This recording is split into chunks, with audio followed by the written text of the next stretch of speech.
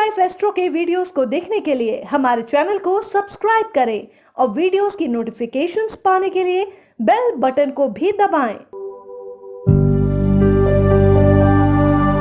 नमस्कार दोस्तों, स्वागत है आपका happy life with Yogesh Sharma में। शनि मकर राशि में वक्री हो गए हैं और शनि के इस वक्र पर जब तक आप ये वीडियो देखेंगे तब तक इसके ऊपर ऑलरेडी काफी कुछ लिखा जा चुका होगा और कई सारे राशिफल भी आप शनि के वक्र पर सुन चुके होंगे। लेकिन आज मैं शनि के इस वक्र पर एक बहुत ही खास बात करने जा रहा हूं। मकर राशि में शनि का होना और उस पर उसका वक्री होना कुछ बहुत ही खास नतीजे लेकर आता है और इन नतीजों का प्रभाव बहुत लंबे समय तक नजर आता है।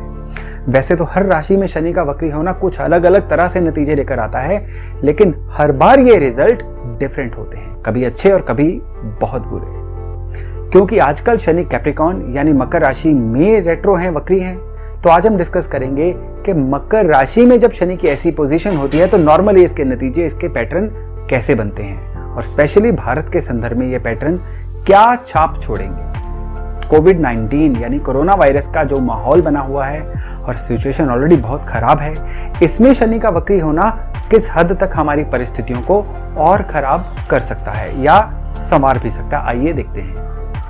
शनि एक राशि में 2.5 साल तक चलते हैं और 12 राशियां पार करने पर दोबारा उसी राशि में आने में शनि को ऑलमोस्ट 30 साल लग जाते हैं। हालांकि हर बार शनि के साथ शनि के जो ग्रह साथ साथ होते हैं उनके नतीजे भी शनि के नतीजों में ऐड होते हैं, लेकिन शनि के अपने जो नतीजे होते हैं वो बहुत ही खास होते हैं और वो बहुत ज्यादा गहरे प्रभाव छोड़ते हैं। और इनमें सबसे बड़ा नतीजा जो मकर राशि के शनि का आता है वो होता है अर्थक्वेक यानी भूकंप और इसके साथ साथ कई और कुदरती आपदाएं। और इससे गहरी बात कि सरकार की तरफ से भी इस शनि में कुछ ऐसे अच्छे और क्रांतिकारी फैसले होते हैं जो आने वाले समय में काफी अच्छा प्रभाव दिखाते हैं। बीते समय में जब शनि मकर राशि में आए थे और वक्री हुए थे, आइए देखें जरा तब क्या खास हुआ था। तो सबसे पहले बात करते हैं थोड़े हिस्टोरिकल डाटा की यानी पुराने डाटा की। 1961 यानी 1961 और 91 में भी शनि मकर राशि में आए थे और वक्री हुए थे, पर इनका रिजल्ट जो था वो बाकी कॉम्बोज के साथ बहुत ज्यादा डिपेंडेंट था, लेकिन इंडिविजुअली शनि का ये वक्र लाया था कुछ मैसिव अर्थक्वेक्स। दिल्ली के सबसे बड़े मैसिव भूचालों में से एक इसी दौरान आया था। पुणे की आज तक की सबसे भयंकर बाढ़ जिसमें एक ही दिन में हजारों लोग पानी में समा गए थे, इसी दौरान आई थी। पर सबसे अच्छी चीज ये हुई थी कि इस दौरान गोवा, दमन और दीव को आजाद करवा के उनका विलय भारत में किया गया था। और इसी समय में एंटी डॉरी एक्ट आया जिसमें दहेज लेना देना कानूनन अपराध हो गया। हालांकि दहेज तो आज भी खत्म नहीं हुआ, लेकिन स्त्रियों के अधिकारों के संदर्भ में इस कानून को गेम चेंजर कहा जाता है। और अब बात करते हैं 1991 की। तो 1991 में शनि की जब इसी सिमिलर पोजीशन हुई थी तो राजीव गांधी जी की हत्या ह्यूमन बॉम्ब ने कर दी थी। उत्तरकाशी में 7 रिक्टर स्केल का भूचाल भी आया था जिसने पल भर में हजारों जिंदगियां छीन ली थी। पर ये शनि तो गेम चेंजर भी हैं। तो इस समय में कौन सी गेम चेंज हुई थी? इस दौरान स्वर्गीय पीवी नरसिम्हा राव की सरकार की तरफ से इकोनॉमिक रिफॉर्म्स के रास्ते जो खोले गए थे, आजाद भारत की इकोनॉमी में उस समय तक का ये सबसे बड़ा गेम चेंजर था। अब बात करते हैं आज के समय की। 7 मई को शनि स्टेशनरी मोड में आ गए हैं और 13 मई तक शनि वक्री हो गए।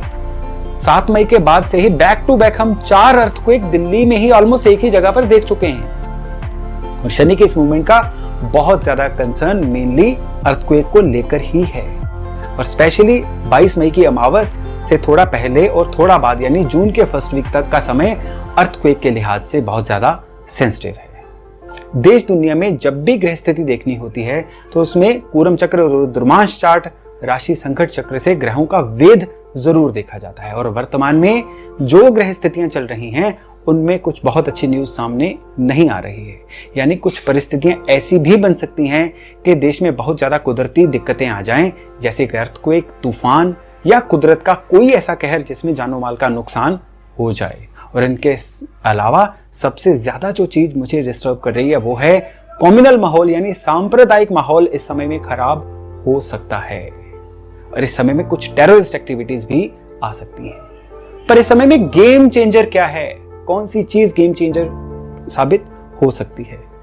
माननीय प्रधानमंत्री श्री नरेंद्र मोदी द्वारा घोषित आर्थिक पैकेज और आत्मनिर्भर भारत मूवमेंट की शुरुआत, जिसे कई लोग हल्के में ले रहे हैं, वो अगले 30 सालों के लिए सबसे बड़ा गेम चेंजर साबित होने जा रही है। इसे लिखकर रख लीजिए। यहां पर यह मेंशन करना बहुत जरूरी है कि कुदरत की आपदा वाला सीन केवल इंडिया में नहीं, केवल भारत में नहीं, बल्कि उन सभी देशों में भी आ सकता है जिनका वृक्ष लगन है, जैसे कि United kingdom, Ireland, Switzerland, Holland, Russia वगैरह वगैरह। 4 जुलाई तक का समय भारत के लिए मून सैटर्न केतु का समय है और इस फेज में 21 जून वाला सूर्य ग्रहण भी आ रहा है। हालांकि ये सूर्य ग्रहण आने वाले समय के लिए बहुत ही गहरे प्रभाव लेकर आएगा, जिसके बारे में मैं आपको अलग से एक वीडियो में बताऊंगा। लेकिन फिलहाल 4 जुलाई तक का समय अलग अलग कारणों से बहुत उथल पुथल वाला समय है। आप सोच रहे होंगे कि आज मैं इतनी नेगेटिव बातें क्यों कर रहा हूं। जरूरी थी, क्योंकि समय से पहले अगर किसी अनहोनी का आभास हो जाए तो हम प्रिकॉशंस ले सकते हैं। भूकंप के लिए हम भगवान से प्रार्थना कर सकते हैं और सांप्रदायिक माहौल के लिए हम अपनी भावनाओं पर काबू रख सकते हैं। प्रार्थना से मुझे किस्सा याद आ रहा है कि एक जंगल में एक गाय के पीछे एक शेर लगा हुआ था और जब शेर गाय को बिल्कुल पकड़ने ही वाला था तो उन दोनों ने क्या पाया कि दोनों एक दलदल में फंस गए थे और दोनों ही धंसते चले जा रहे थे। अब क्या था, उन दोनों को अपनी ही जिंदगी खतरे में नजर आ रही थी।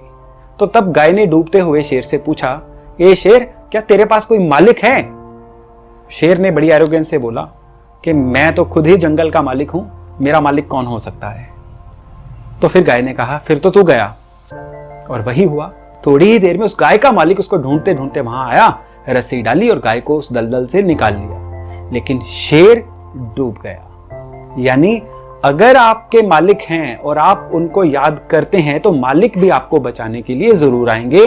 प्रार्थना का केवल इतना ही महत्व है। चलिए अब मुद्दे पे वापस आते हैं। इन सभी ग्रहों की कैलकुलेशंस बताती हैं कि ये जो लॉकडाउन अभी चल रहा है अपने अलग अलग रूपों में जुलाई के एंड तक या इंडिपेंडेंस डे, स्वतंत्रता दिवस तक खिंच सकता है। और यही ग्रह गोचर शेयर मार्केट में भी काफी उथल पुथल लेकर आएगा। सोने के भाव जून के अंत तक और ज्यादा बढ़ेंगे, लेकिन एस्ट्रोलॉजिकल कैलकुलेशन के हिसाब से सोने में इन्वेस्ट करने के लिए कतई सही समय नहीं है, क्योंकि 30 जून के बाद जब बृहस्पति वापस धनु राशि में आएंगे और नवंबर के मिड तक रहेंगे, इस समय में सोने के भाव एक बार फिर से नीचे आएंगे और तब समय सोने में इन्वेस्ट करने का सबसे बढ़िया समय रहेगा। लेकिन निवेश है और इसके संबंध में मेरी यही एडवाइस है कि ये तो प्लैनेट्स का हिस्टोरिकल पैटर्न था। आपसे अनुरोध है कि अपने जोखिम पे इन्वेस्ट करें और इसके अलावा अपनी हिस्टोरिकल मूवमेंट जरूर देखें कि इन्वेस्ट करने के लिए आपको क्या क्या पैटर्न्स नजर आ रहे हैं। तो आज के एपिसोड के लिए इतना ही। बहुत जल्द मिलेंगे एक नए टॉपिक और एक नए विषय के साथ। अपना खूब ध्यान रखिएगा, स्वस्थ रहिए।